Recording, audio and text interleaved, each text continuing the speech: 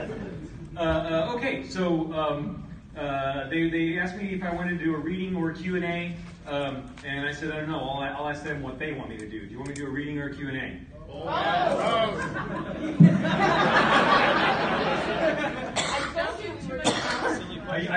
I know. Okay. Well, I don't really have, there's not really enough time to read much past what's already on the internet anyway. But like I said, you're the audience, so ultimately you guys pay me. Do you want me to read? You want to talk and chat for a while? Yeah. Okay. Yeah, I think it seems a lot better. I think most of my readers can read for themselves. Oh gosh, I would hope so. Yeah. Well, yeah, I think there is Audible.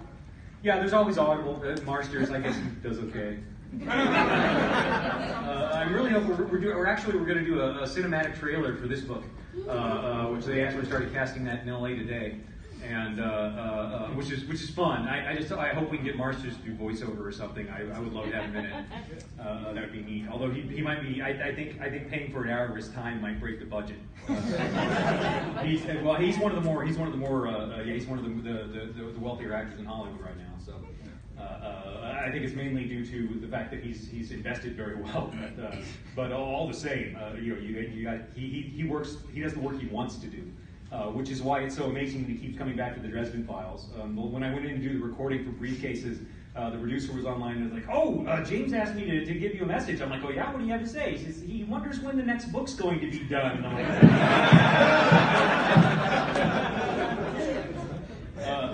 and yes. When is the next book going to be? It would be done already, except I'm here. No, literally. It would be, all I've got to do, I've got to write the scene at the end where we hang a medal on Luke and Han, and then everybody cheers. And that's all I have left to write. It's like 5 or 6 hours of work left.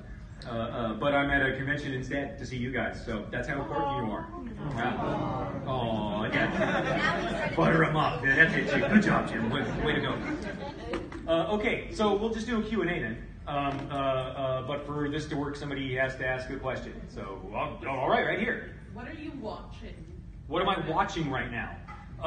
Let's see. We're going through. What have we been going? We've been going through Cobra Kai. Me and my kid, because that is fine television. I enjoy the heck out of Cobra Kai. The lead character they treat him in such a Dresden-esque manner that I just can't not watch it. Really, just go watch the first episode. It's free on YouTube. Go watch the first episode, and just the way they brutally beat this guy's ego into the ground. It's so great. Because it's really based off Karate Kid, and Johnny Lawrence, the villain from the first one, is really more or less the protagonist of this one. So you kind of get to see his life and what a train wreck it is, and I just love what they do to his character. Let's see. Also, just got caught up on. I finally got caught up on the MCU. Jeez, because Kitty was in France during when Endgame came out, and I didn't want to go see it without her. And then when she came back, there was all this stuff to do that we had to get caught up on because we missed stuff because she was in France. And then it's a month later, Endgame's out of the theater. I'm like, all right, I'm gonna have to watch it on. I'm gonna have to watch it on video now. That sucks. And they're like, no, we're gonna release it with extra footage. It's like, oh, okay. I would have been there for that one anyway, so it's just as well, really. And then I got to watch Homecoming or Far From Home, which was amazing. I don't know if you guys saw Far From Home or not, but as a Spider-Man movie, yeah, well done. That was well done stuff there. I love the fact that Tony Stark is still the villain, even though he's dead. Spoiler. Yeah. I didn't see it yet. My video got blown up. Yeah, nobody had mercy on me. Like 2 weeks after I went to Endgame, nobody had mercy on me. So. But anyways, fair is fair. So that coming up next is Good Omens. I haven't got to watch that one yet.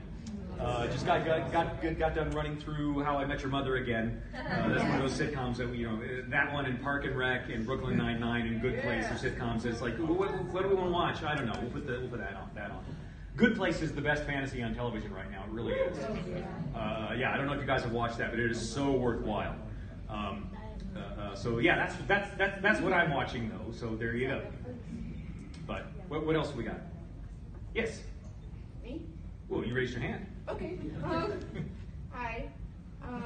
I just wanted to say I'm super huge fan, and when I saw you on Twitter, I saw the ConnectiCon thing first on Twitter, and I'm like, wait, they're joking, right?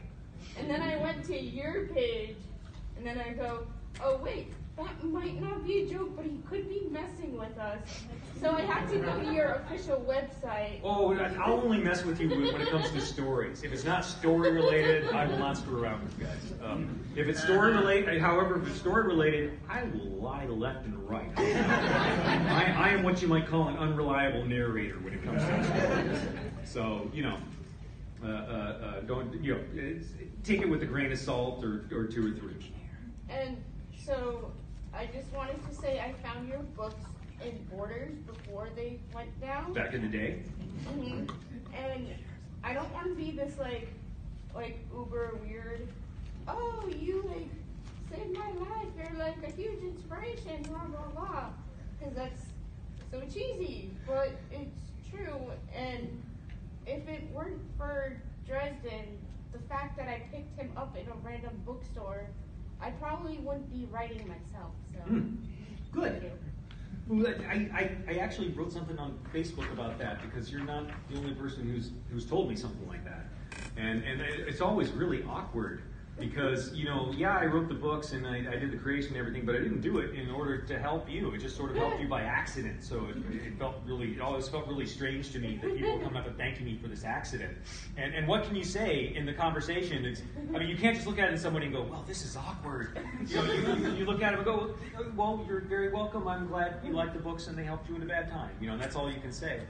And I had to think about that one for a while, and eventually I decided that while I had not written the books specifically to help you or somebody else, I did write the books so that we could, what I wanted to do was write a story that people would read and have fun reading, be excited about, and then they'd have to talk to their friends about, and so that it would be something that you'd be able to discuss with your friends, and I could throw enough material in there that there would be a lot of meat for that sort of thing. Oh, we do that too. Yeah, and that's not really a particularly awesome amount of good to put into the world, but it's real. And when you do good things, when you do good things, even little things, those good things have a tendency to grow if you plant enough. They're like seeds. You plant enough seeds, you get good things. So don't thank me for that. Just plant some seeds of your own. Do some nice things for other people, and that's how you can thank them. But anyway, yeah, right here. Why did you choose that spelling of Karen's name? Why did I choose that spelling of Harry's name? Karen. Oh, Karen. Yes. Because Karen was a mush buddy of mine back in the early '90s, and she played a lot of mouthy female authority figures who probably didn't have enough power to back up the authority they were supposed to represent. So that kind of leaned over a bit. But yeah, that was mush was it was sort of like. I don't know. It's a role. You guys know what mushes are, right? For the most part. Okay. For those who there's a couple people going, what? It's a text-based role-playing game that you would play with people. If you're playing D&D over text, it was something like that.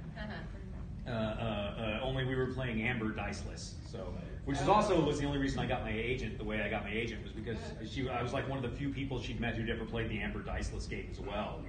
It's a small crowd. Yes, over here, sir. Talking about seeds and in the readings and rereading with my family and everyone, a story idea that just keeps coming up. Bonnie, Maggie, Mouse, and Ivy. Any chance of getting them together for some story? Because like the meat of getting those younger characters. Yeah, for Bonnie, Maggie, Mouse, and Ivy. Not Ivy so much. She's a little bit older. She's in high school now. But for Maggie and Mouse and potentially Bonnie as well, yeah, I've kind of had the idea of writing my own take on Hogwarts. And then, but I had to create this pantheon of monsters that kids can see and interact with and know about, but that you forget when you grow up. So there's also the kids kind of keep the lore alive among themselves because kids do that anyway. I mean, there is nobody in this room who their parents taught them the lyrics to Jingle Bells, Batman Smells, Robin Laid an Egg. Everybody in this room can sing that song. I mean, if you went through the American education system, that is part of the culture that kids keep alive.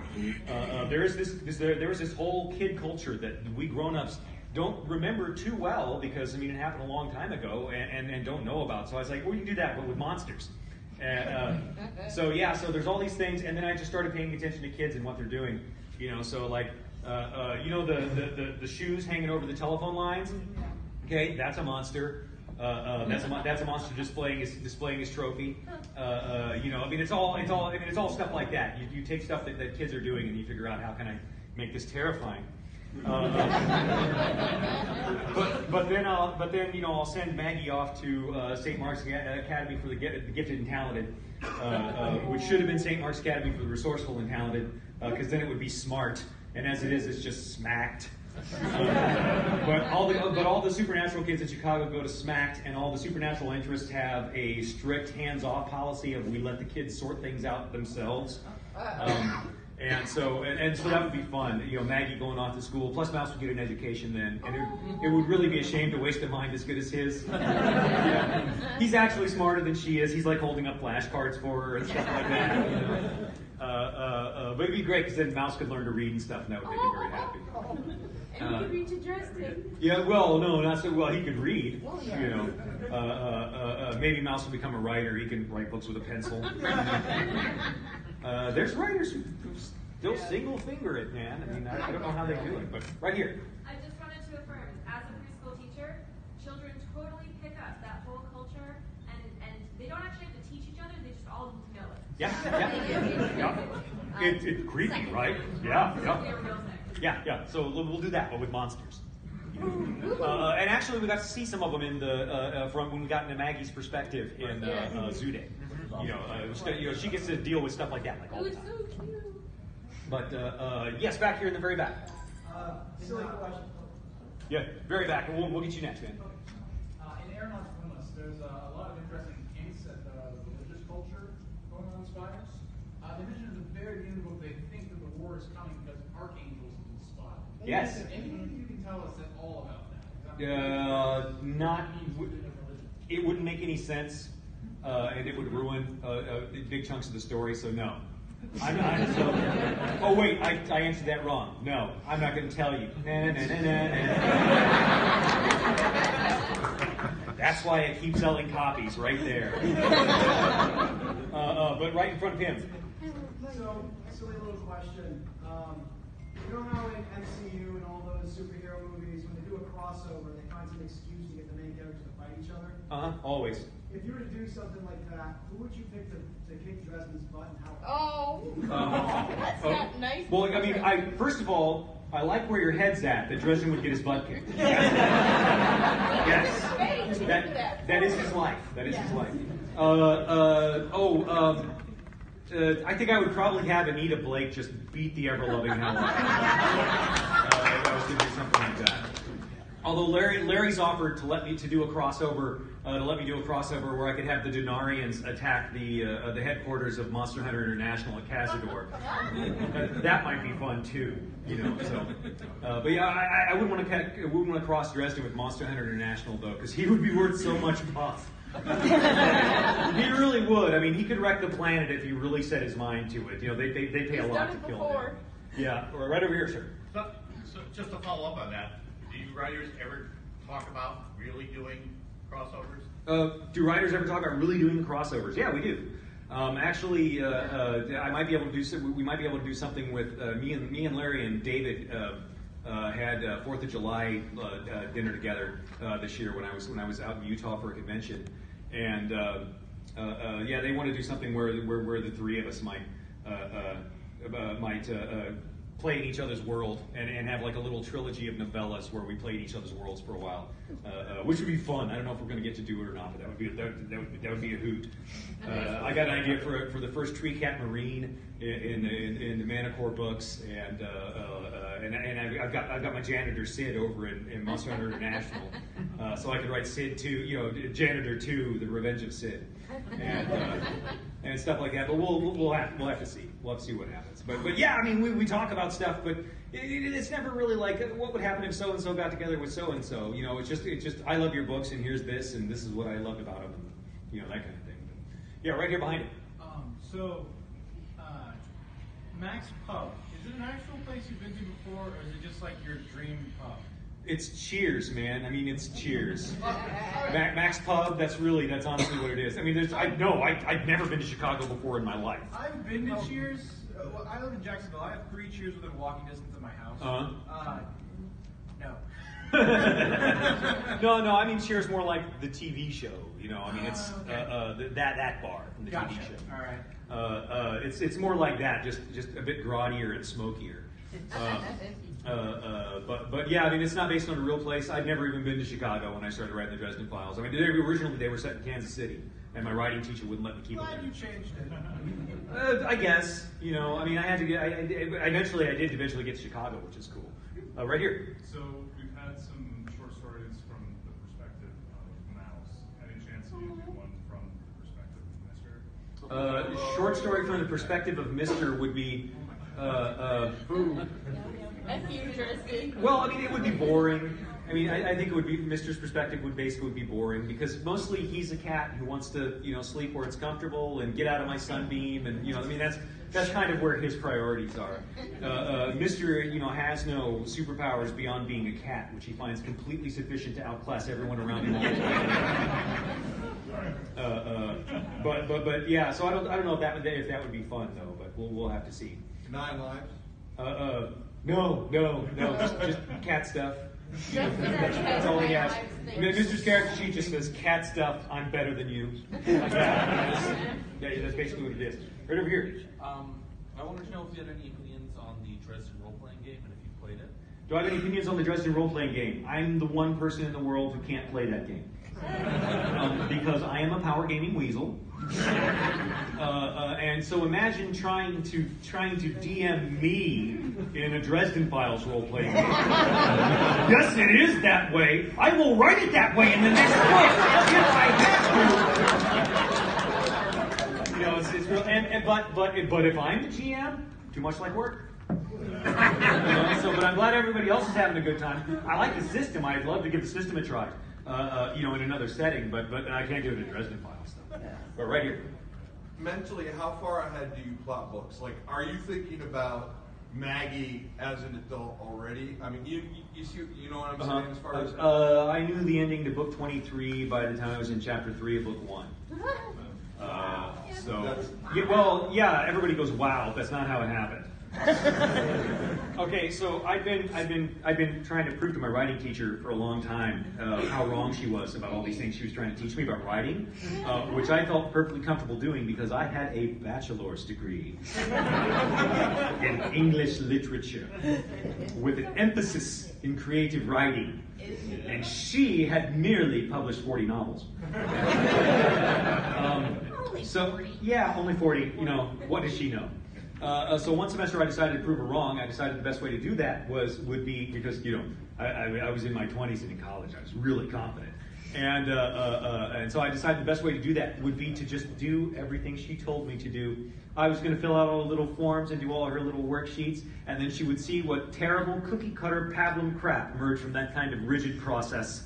And so I wrote the first book of the Dresden Files, you know, which showed her. But I came in with the first 2 chapters, and it was a consult class where you came in once a week with 25 pages, and she read over it and gave you advice. And so I came in and I turned in the 2 chapters, and she read it, and she looks up at me and she says, "You did it."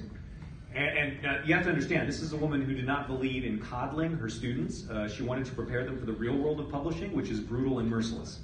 And so when she would review your stuff, she would tell you, her critique included such things as rolling up my chapter, leaning across the desk, hitting me on the head with it, and asking me what I was thinking. No, seriously, that was kind of how she went. And she would go like, "Yeah, that's okay," and that was like high praise. And so she looks up and says, "You did it." And I said, "What?" She says, "You did it. This will sell. I do not know if this will be the first thing you sell, but it will sell. It is of professional quality. You did it." And I was like, you know, that kind of blew me away. And so I vaguely remember parts of that conversation because, it was significant to me. I'd kind of been doing this for about 10 years. And so she says, "You did it," and I flipped out at her, and she says, "All right, now come back next week. I want to see an outline of the rest of it." And I was like, "Okay," and I ran out. And she meant the rest of the book.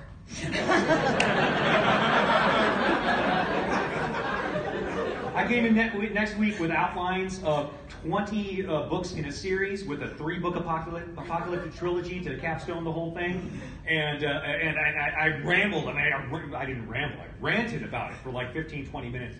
And she just sat there listening and nodding. And I can still, to this day, I can see the expression on her face of, I've finally gotten this kid on board. There's no point in shooting him down now. Wile E. Coyote, sometimes you have to run off the cliff to learn about cliffs. You know, like that was sort of the look on her face. And later she confirmed that was what she was thinking. But at the time, I'm like, what do you think? And she kind of stops and looks, and I can just see the wheels turning. And finally she says, I think if you can sell somebody a 20-book series, you should be doing okay. You know, like that. I mean, it was a completely neutral statement. You know, what she should have told me was, you're never going to find an editor that's going to buy a 20-book series from a novelist. It's not going to happen. That's impossible. That's really what she should have told me. But she didn't. So I did it. Which was really kind of how it works out. I've done a lot of falling forward, really, honestly, in my career. I trip over something stupid and then make lemonade. All the way down, you know. It's where they tell you if you're falling, might as well try and learn to fly. You know, it's like yeah, I did that. I was too dumb to know that's what I was doing, but you know, there I did it. What was the question? Because we got how far ahead have you planned? How far ahead? Yeah, so I planned out to the end of that, and I kind of thought all my way all through it, and I had each plot and all these cool puns worked out for the plots. They didn't want me to use pun titles. Publishers. But yeah, I mean, originally Stormfront was called Semi-Auto Magic, and then, it was Semi-Auto Magic first, and they didn't like that, and so I wanted to call it Abracadabra, and they didn't like that. Full Moon was always Full Moon. Grave Peril was originally something else. I forget exactly what it was now, but I had bad names for like terrible puns, like groaning, not just dad, not just granddad, but great-granddad puns, you know, and they wouldn't let me do it, so finally I just had to break down to, okay, same number of letters, at least make the cover design look consistent from book to book, you know. So that's what we wound up doing, but that's how far ahead I plan. I don't know all the stops along the way. I know where we're going to end up. I know, what the headlines of the world are, you know, the world newspapers and the story world as the stories go on. Specifics of how people are going to wind up, I don't necessarily know. So there's lots of characters, there's a bunch of characters whose fate I didn't know until I wrote this book. Yeah, it's a little rough. But anyway, over here in the Greek. Do you have any more Bigfoot stories coming? Any more Bigfoot stories? Not specifically. I do add River Shoulders in as a character, though, because the forest people decided they have to at least keep an eye on what's going on among the accorded nations, even though they don't want anything to do with anybody. So they send River Shoulders. He's got spectacles because he saw Winston in Overwatch, and he thought that would make people like him. Right here in the turquoise. Sorry, I didn't. Which aspect of becoming a famous writer surprised you the most? Which aspect of becoming a famous writer surprised me the most? The part where anybody gave a damn about my writing. Because the first several years of my career, you know, they would say, okay, Jim's going to do a Q&A, Jim's going to be a reading, and I'd go to the room and no one would be there. Aww. And I just kind of sit there by myself for 20 minutes just in case somebody came late, and then I'd get up and go back to my room and cry. You know? And so the first time that changed was when I went to DragonCon. And they're like, we're going to have a Jim Butcher Q&A at DragonCon. I'm like, okay, there's not going to be anybody there, but at least my wife and my kid will be there with me. So, you know, if I cry, there'll be somebody to screen me from people who don't care, whatever. And I was running a little bit late too, and I'm like, oh my God, I'm flipping out. I wanted to be there 5 minutes early, and instead I was going to get there 60 seconds late. You know, as you can see. And I'm coming down the escalator to the room, and at the bottom of the escalator there's a crowd, and I'm like, oh God, I got out there, and we get in line in the crowd, which is sort of slowly drowning and moving, you know. And I'm just standing there, and I'm like, oh, I'm going to be late, and you know, and everybody's like, calm down, be okay. And then I kind of I turn around from them, and I look around at the hall, and everyone is looking at me. I mean, like the entire hall has just gone quiet, and everyone just sort of, peering around to look at me. And I'm like, hi. And they're like, are you Jim Butcher? And I'm like, do I owe you money? Literally what I said. And they go, no, we're here to see you. And I'm like, what? And they're like, yeah, we're all here to see you. All of us are here for your panel. It's standing room only in there. We're just sort of wedging in as best we can. And I'm like, why?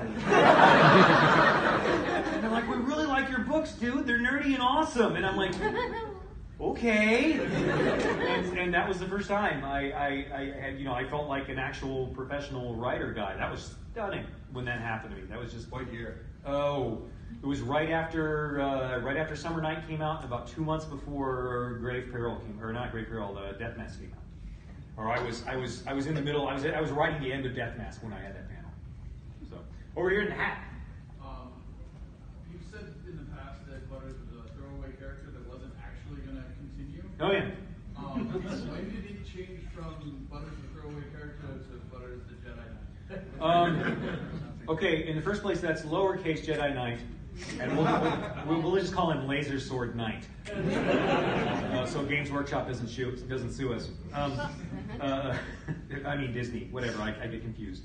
But when I was getting ready to write Deadbeat, my editor called me up and said, "Hey Jim, can you talk to me about this next book?" And I said, "Well, originally I was going to write Proven Guilty as book 7." And it's like, well, this book's going to slow down a little bit. It's going to be a little bit more personal. Dresden's going to pick up an apprentice. Is going to be interacting with the characters that are around him a little more, and getting involved with the Carpenters. And she goes, yeah, that sounds a little boring. And I was like, well, I mean, it won't be boring, but yeah, I mean, it's not quite as over the top, world ending as this last one.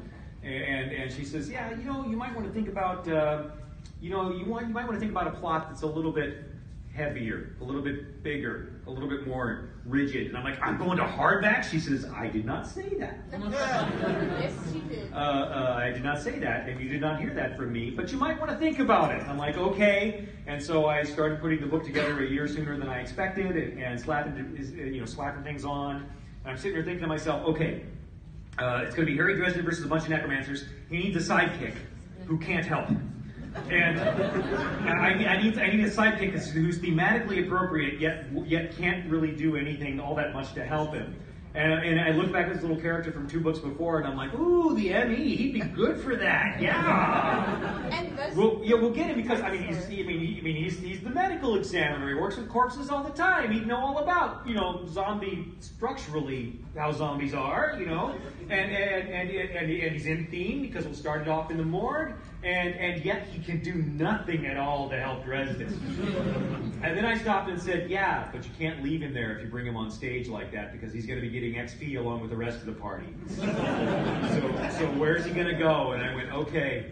And I stopped and thought about it, and then I figured out which bad guy I was going to have along. I'm like, wait, we've got this former Knight of the Black and Denarius over here. Let's stop him with the incipient Knight of the Cross, and that's about right. And so that was when I decided, okay, that's where Butters is headed. That's why it came in in the museum. Yeah. That's why he shows up to save Harry, and also because that's who he was written. I mean, he's a nerd and he's a little bit of a chicken, but he's not going to leave his friends. So that's kind of who he is. And then he got to grow up and be kind of much more knightly, and he's just full on awesome in this one. I like the new one. But let's go back here in the red shirt. Yeah, I've gone through the books again for the 20th or 30th time now, and reading through Stormfront again, I came across a thread that's been bothering me. It's Monica's cells and her children just disappearing, and that's weird, right? Yeah.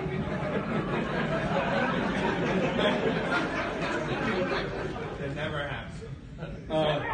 Actually, there's a lot of folks that Dresden's run into that just haven't really, they've kind of have not reappeared, which is partly because they're disposable characters, and partly because there's other stuff going on. But yeah, we get to open some new doors in this book that I've been looking forward to for, I don't know, about 20 years, and that's what I'm very excited about. Right here, the glasses. With the shield bracelet, yeah. So you just mentioned other stuff going on, and I found in all of my rereads, you find a lot of stuff in future books, callbacks and things that weren't apparent. Do you plan those out ahead of time, or are you just writing a new book and go, well, that'll work? Yes. For one, I'm creatively a very lazy person. I don't like to create things that I'm not going to use, preferably for multiple uses. I like to think of it as a very productive laziness because it helps me tie plots in a little bit more closely. A lot of it is planned because I planned it that way from the beginning. A lot of it is just stuff that's like, ooh, look what I can do with this. Ah, those pieces fit. Awesome. Next, like that. So part of it is stuff that I've done. Part of it is stuff that I just realized the opportunity and jumped on it. Let's see. Let me get some folks who I haven't got yet. Right here. Is Harry coming back to the screen? Is Harry coming back to the screen? There's deals in place. We'll see if that means he comes back to the screen. Right now,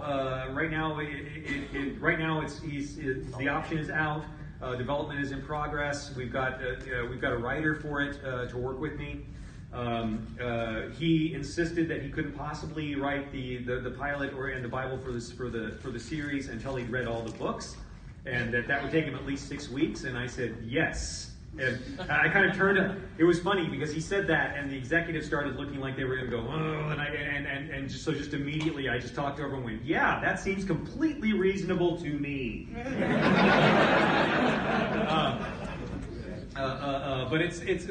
I'm exaggerating. The folks at Temple Hill have done several book to television conversions or book to screen conversions. Actually, the thing that they've done that I liked the most was they did that recent Power Rangers movie, the one that was way better than it had any right at all to be. Right? I mean, it was a much better movie than it should have been. It should have been ridiculous, and instead it was kind of neat. And which was very encouraging. It was one of the things that made me go with them. Plus, they just seem nerdier than everybody else, and it's like I recognize my peeps when I see them.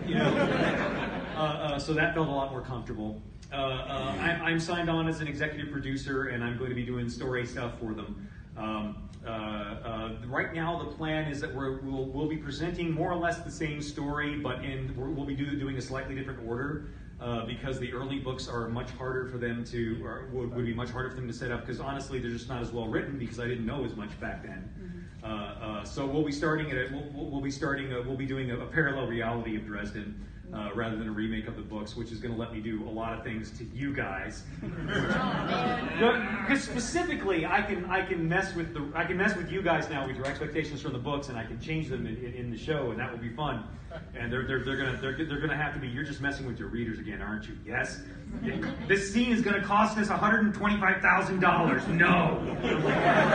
That's the kind of conversation I expect to be having. But also working on it as who is going to be probably an associate producer on it will be Priscilla Spencer. I don't know if you guys know her. She's like a Dresden Files superfan / cartographer, and she's the one who is producing and directing the trailer that we've got going now that she graduated from the George Lucas School. I guess they know a little bit about filmmaking.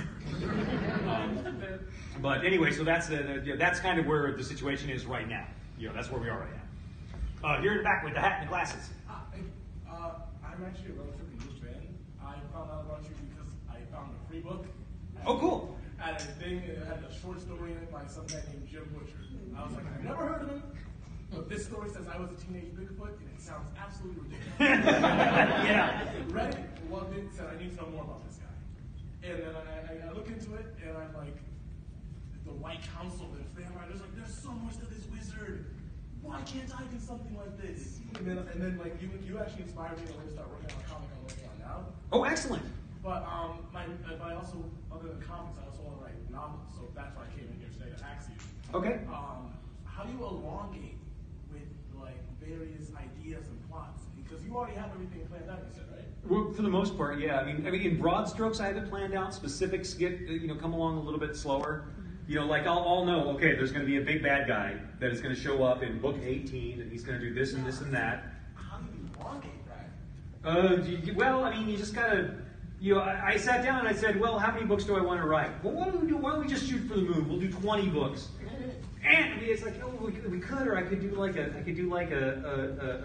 big old trilogy of books. Those are also real popular. And then I thought to myself, why not do both? And so I planned out 20 books with a big old trilogy at the end. As far as actually doing it, every story is shaped the same, from a little story to a big story. Every story is just beginning, middle, end. And this book here, Peace Talks, represents the end of the middle part of the Dresden Files story, or real close to it. And but anyway, it's just Act 1, Act 2, Act 3. You just kind of you spread it out over bigger books. Okay, this part of Act 1, I'm going to have this thing happen and establish Harry Dresden, and he's going to fight somebody who is himself but evil. And then because that's where origin stories start. Marvel stole it from me, except that that's what they always did themselves anyway, so I probably stole it from the comics. But then next one, okay, I want to expand the world a little bit. Let's get the law enforcement more involved and show how they interact with things, and let's have a much more physical danger. So we'll do werewolves. Werewolves is good.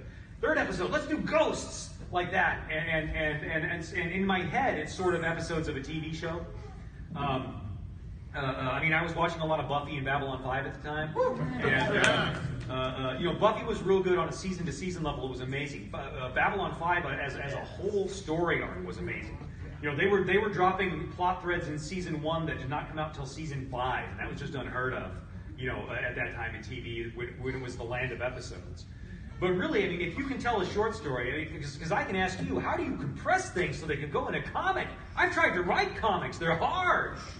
I was working with the guys at Dynamite, and I'm like, okay, well, we'll have this scene and this scene, and they'll come to me and say, Jim, you can't have the characters talk to each other that much. And I said, well, I don't understand. Why not? And they're like, if they're talking that much, there's no room for pictures, and then it's a novel and not a graphic novel. And I'm like, oh yeah, makes sense. Okay, so I had to figure out, how to really cut my word count down for writing in something like that. It's way easier to build stuff up than it is to cut it down. If you want a racehorse, it's way easier to take a horse that's not in shape and work him up into being a racehorse than it is to try and make one out of an elephant. So, and novels work the same way. So going bigger is easy. You just add more stuff and more characters and give him more problems. And really, that's the best way. Just forget everything else I said and just remember, give them more problems. That's how you make them. And blow up their car while you're at it. Yeah. Over here in the pink. I don't remember if this is true, but I read something online about Alera being something of a dimensional crossroads. Is there a way that things could go back and cause a crossover between your actual series? Is there a way we can connect like Alera and the other stuff? Yeah, probably. Alera is like I wrote that as sort of the dumping ground for the Bermuda Triangle. It's the bottom end of the Bermuda Triangle chute. When things disappear, that's where they go. And that was how the Romans got there, and found out, started doing what Romans do and conquering everything they could find. Potentially it could. I could probably overlap all of my books into a story if I wanted. I think it would be a glorious mess, though. That's my review of Endgame, by the way. Glorious mess. Oh my God, there was so much happening. I have no idea, but it was like watching a really talented kid dump his toy box on the floor and then just start smashing action figures together.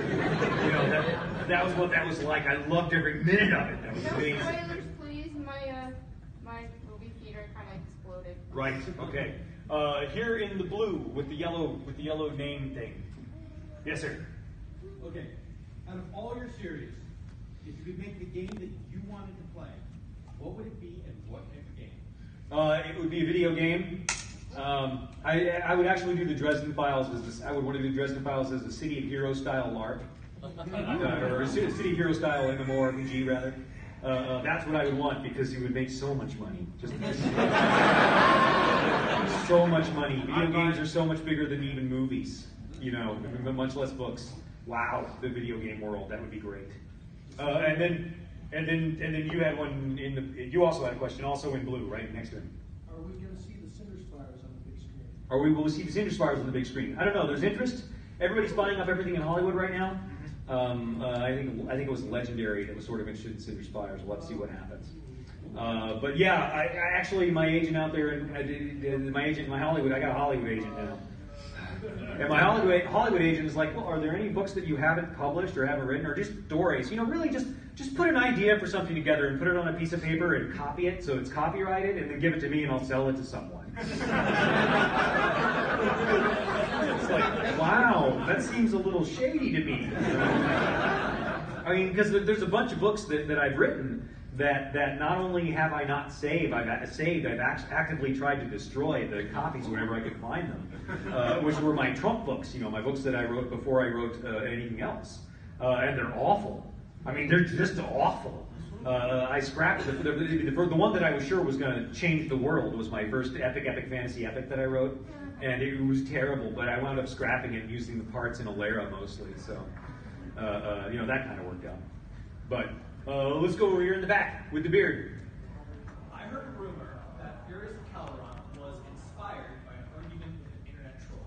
Is that accurate? As long as you consider me the troll, yes.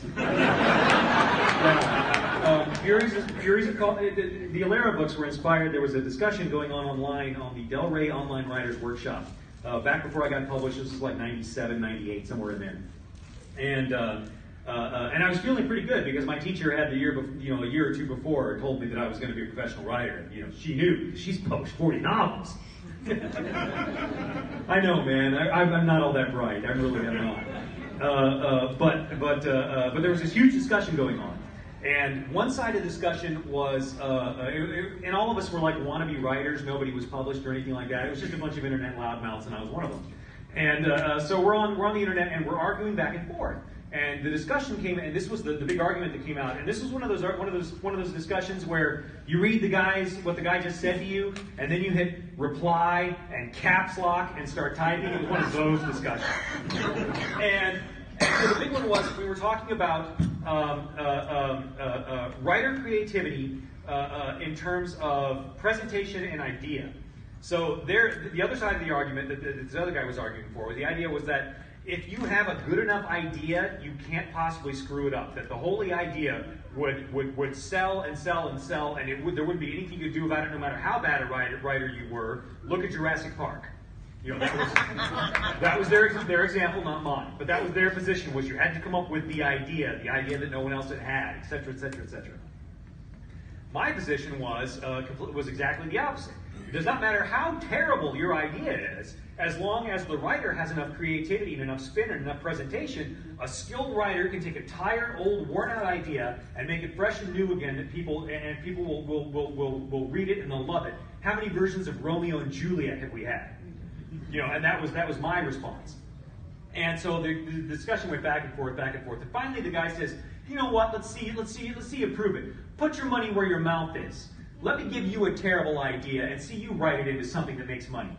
And so, being a young man and much more confident at the time, I looked back at him and said, "No, I tell you what. Why don't you give me 2 terrible ideas, and I'll use them both?" Because challenge accepted. And so he says, "All right. Here's my first." I said, "All right, give me the ideas." He says, "Okay, here's the first idea: Lost Roman Legion. I'm sick of Lost Roman Legion stories. All the Lost Roman Legion should have been found by now." That's your first one, Lost Roman Legion. I said, "Okay, fine. What's the next idea?" And he says, "Pokemon."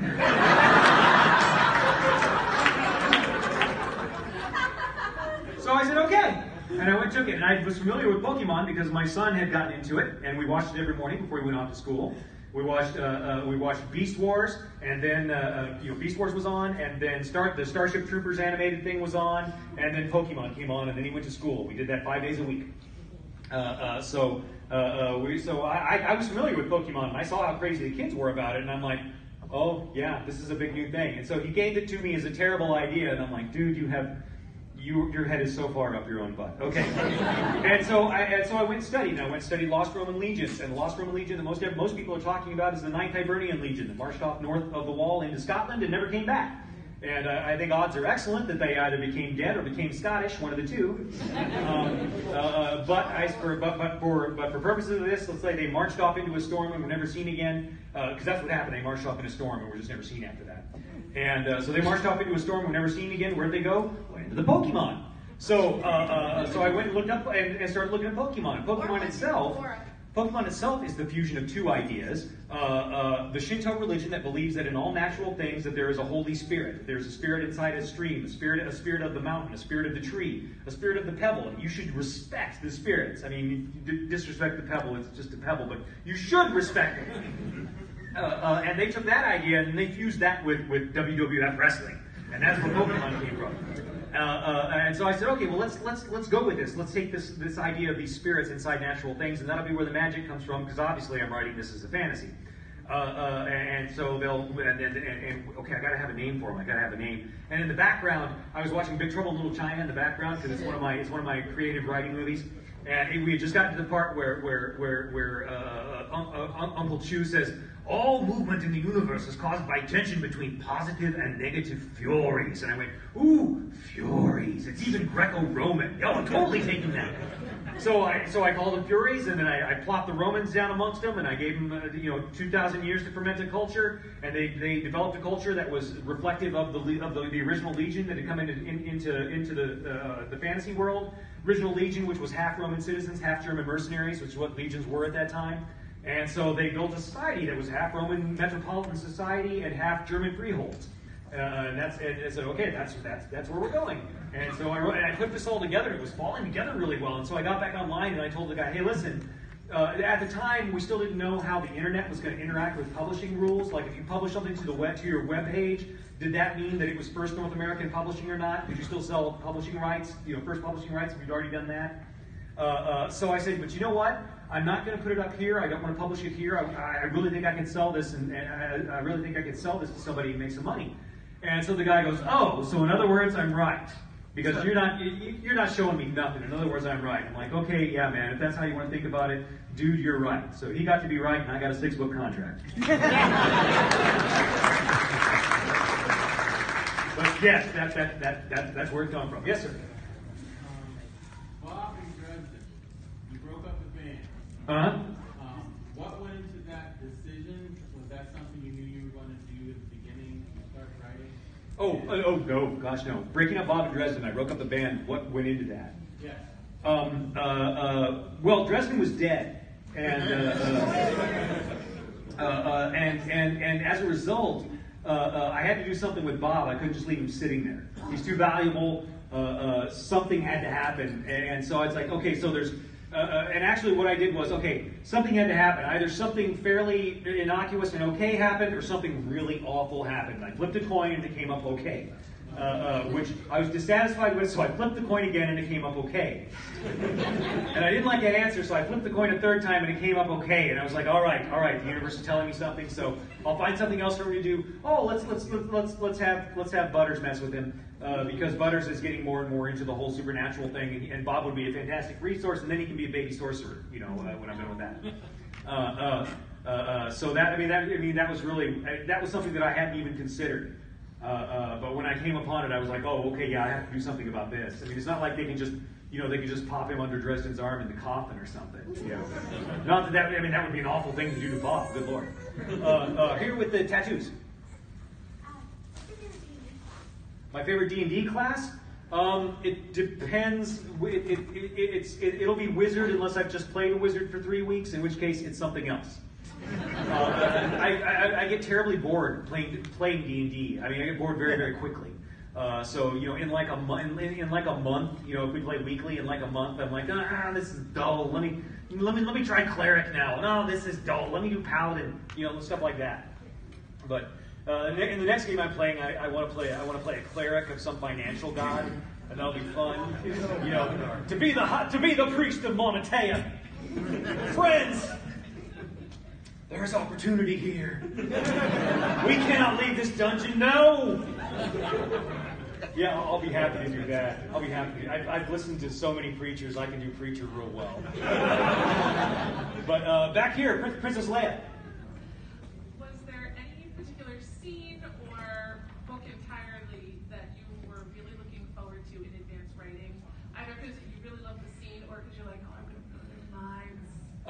Yes.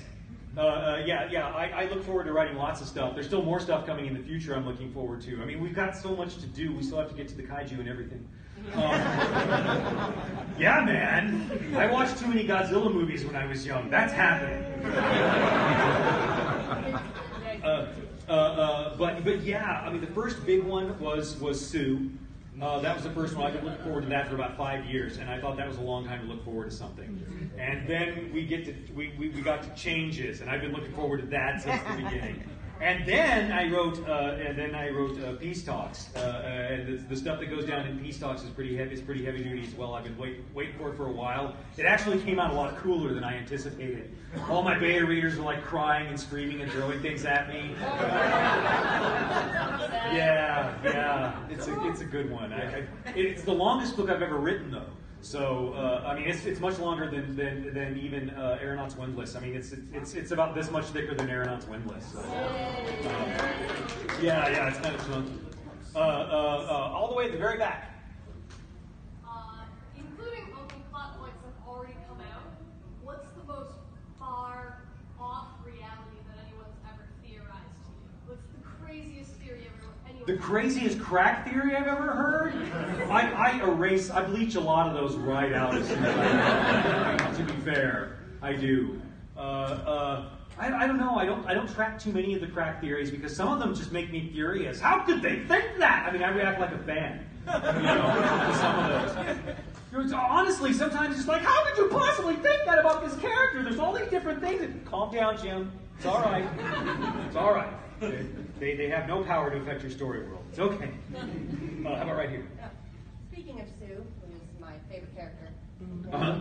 Frozen, I humbly request like a Sue miniseries. We have a request for a Sue mini-series up Or there. like a Sue short story. Or a Sue short story. I love Sue. I love dinosaurs. Say that 10 times fast. Sue short story. She should. And zombie dinosaur. There's nothing better. Well, zombie T-Rex is okay. Yeah. Well, I promise we've not seen the end of Sue. How about that? Okay. And talking cats, right? There's more talking cats coming. There's talking cats coming in Aeronauts Windless, yes, because we got more cats. So, listen, man, the cats are expensive. If they're characters in the book, they're deductible.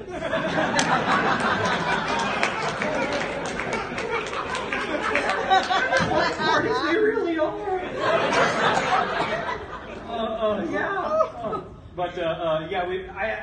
I'd never had a cat or lived with a cat. And when I wrote Aeronauts Windless, I never. Wow. But I knew cat people. So I knew what cat people would want to see.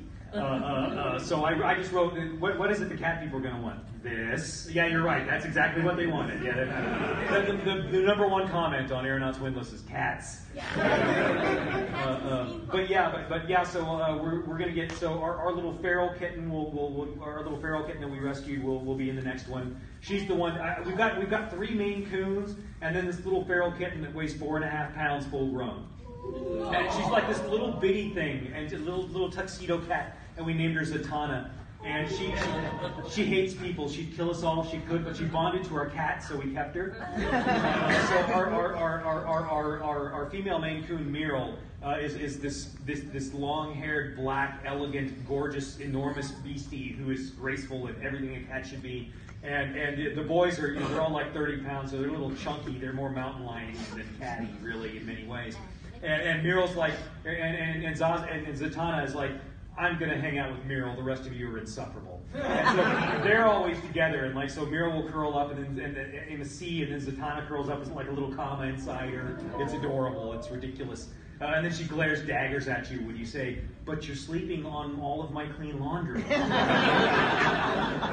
that is what the cats do. Back here with the cane. So, my girlfriend writes a lot of fan fiction, and she cannot write the sexy time stuff, so she actually farms that out to her friends.